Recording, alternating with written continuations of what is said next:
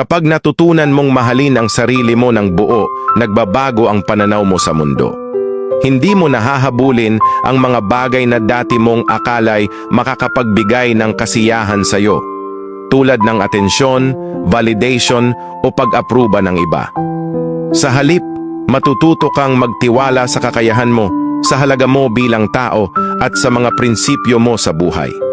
Ang pagmamahal sa sarili ay hindi pagiging makasarili.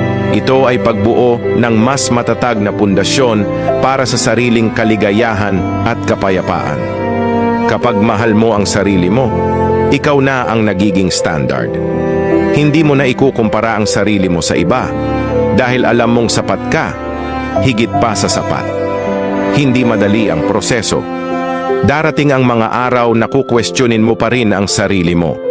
Pero sa bawat hakbang patungo sa sariling pagmamahal, unti-unting mawawala ang pangangailangan mo ng kumpirmasyon mula sa ibang tao. Kasi sa huli, ang pinakamahalagang opinyon ay yung nanggagaling sa'yo. Kaya't simulan mo na. Maging ang sarili mong standard. Mahalin mo ang sarili mo ng totoo, ng walang kondisyon at ng may buong tapang.